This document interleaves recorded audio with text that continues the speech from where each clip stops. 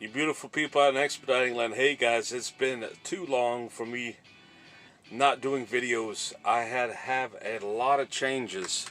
So many changes going on, both personally and work-wise. This is briefly telling you what you need to consider making a move. Unfortunately, is happening more and more. About some companies say no force dispatch to get you in, then once you get you on, you start rolling and you start, long story short, but force dispatch you on BS loads that you are losing money on. Okay, the previous company, there was a lot of force dispatch going on, losing money, putting myself at risk, unsafe conditions beyond that once you can realize, and I was having a problem with that. I'm not going to name no names, anything like that, but yeah, when force dispatch come across and you've got experience, you need to go ahead and move on. Okay, you need to go ahead and move on. You've got to understand that force dispatch, when you get into this situation, it has been rough. I'm not going to lie. I was able to get things done legally and get my loads done and get my money and move on and all these things. And a subcontractor, it's difficult. It is very difficult to find a good owner that is going to be able to have your back.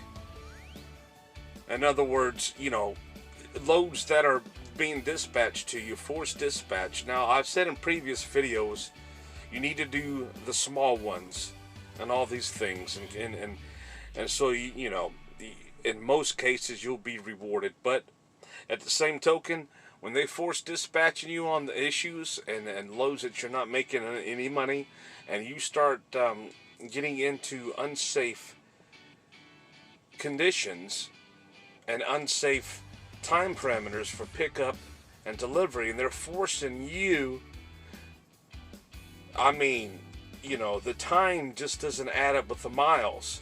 You need to keep an eye out for that, you newcomers. Okay? For example, a 5-hour time is roughly 300 to 400 miles, give or take. 70 miles to 5 hours, 350, 60 is 300 miles, right? When they give you a 500-mile run, expect you to get that thing there in 5 to 6 hours. It's not going to happen. You need to double check with these times and why they're doing this to you. That's called a forced dispatch. Because when they get you on the slow and you accept it and you're not realizing that you don't have enough actual time, you may have your full 14 and 11, but in actuality, you've got maybe, I guess, the time parameters are not, they're not giving you the proper time on a 400-mile run, for example. Okay, that's roughly between a 7.5 to 8 hour drive. At a 60 mile an hour, 8 hour drive, calculate it 480 miles. That's what they should give you time, ample and a reasonable amount of time to get those loads done. Okay, when you're getting into the situation that and there was driver shortage, and I understand that, I get that, I understand that. But at the same token, they can't put you at risk. They can't put your life at risk. Expects you, in other words, giving you proper time parameters for pickup and delivery in the beginning is fine, and driver shortage. And when they're trying to force dispatch you, especially on loads where you're not making any money, the pickup and time is way off. Okay? In other words, you will have a full clock, 14 working hours, 11 hours full driving time. and they only give you 5 hours to do a 400-mile run, for example, and they gonna, set you up for failure, for being late, that's called forced dispatch, because they have no other drivers. They're losing drivers and all these things.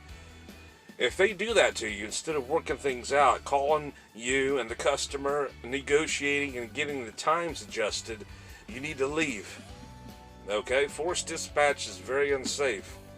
And plus, you don't make any money. Okay? There's quite a few companies that are doing this because of this desperation of COVID-19 shortage of drivers. The shortage is obviously, but at the same token, you can't put yourself at risk. Okay, for example, if the forced dispatch is taking place, and you continuously getting on your e-logs are recorded for safety violations, speedings, and all these things, it carries over, and it's recorded on your CSA, and they don't come off for maybe a year and a half to 2 years, something like that, if it's a major violation. And after a few times, and plus losing money, unfortunately it happened. So I moved on. Thank goodness, it's a lot better situation. Actually higher pay, and so I'm going to stick to that. Forced dispatch companies, leave. Don't stay around too long. If you are new, this is going to happen to you. Straight up in the story. You're new, you've never been in expediting. I'm going to have another video trying to explain to people, and I don't know why, it's hard for some to figure out. I've had a discussion with a friend of mine, Expedite driver. Expediting freight out here over the road is not a routine thing. I'm not talking about your personal routine that you have in your truck, van, or what have you to run out on the road. I'm talking about expediting freight in general. The setups, picking up and deliveries, where you got a position. It's not a routine, but anyway, this video here is about if forced dispatch is happening to you, and they say they have no forced dispatch, just to lure you in, leave. You need to go. Okay? You need to go. If you're new to this, and you've got a good driving record, and you just wanted to try this out to see if it's for you, and it's not, man, just, this forced dispatch is getting out of hand. I don't agree with it, and I did what I had to do to get things done and make changes for myself, business decision, and safety decision. Forced dispatch companies. Now, you're new, you're coming in, and you will take, and they'll continue. They'll continue to give you this, sob story. I don't have any drivers to pick up the 200-mile run. It's paying crap, Okay, would you do it for me? We'll pay you. We'll get you another good load next time around. Once or twice, fine. The third time, stop. Do not. If you can't help it, especially if you're losing money, you need to go ahead and find a different company that's going to treat you like a human being. It's common sense, and it happens. The average subcontractor drivers like myself, if you don't own your own van or your own straight truck, staying with it. Now, I'm not speaking in, as far as subcontractors go. I'm not speaking of owner ops at all. I don't know what the turnover ratio is for that, but the average for us is between 3 to 5 years. We stay with the subcontractor with the same carrier, and sometimes we, have to switch the carrier and go to a different owner.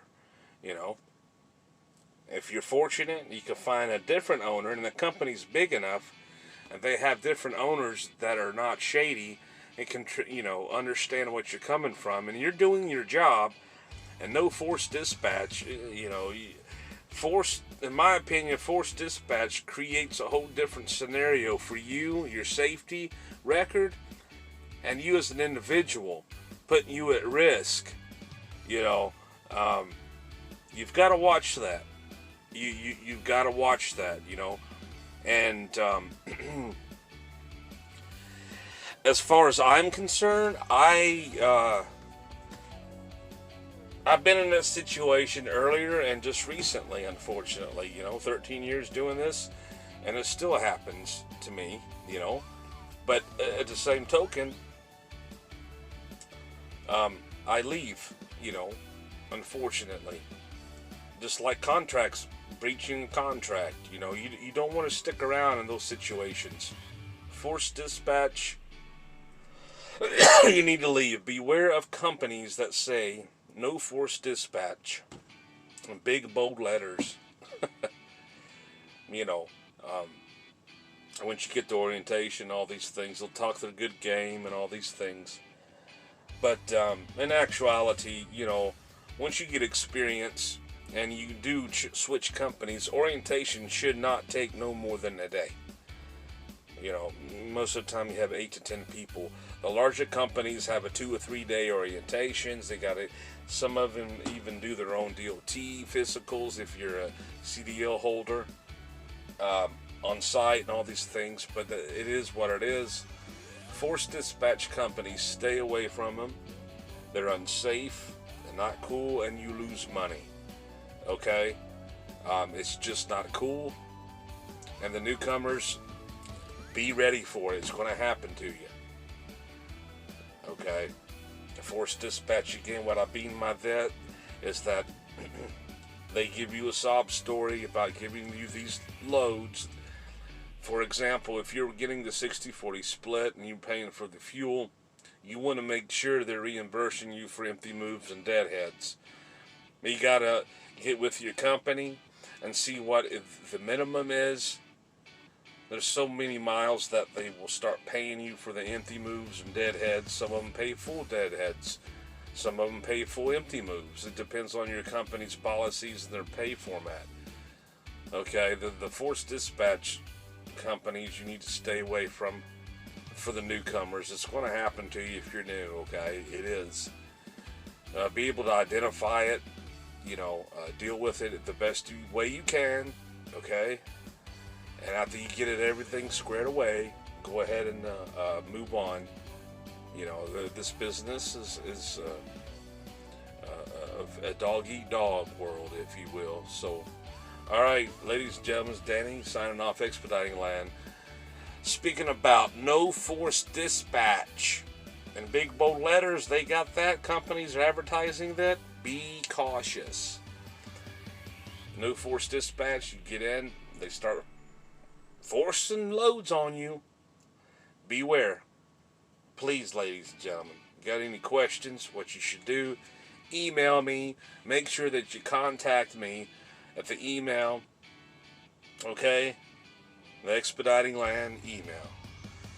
It's danpw1972@gmail.com. And just wanted to address that issue, what's been going on, and the things that you need to look out for. Companies that say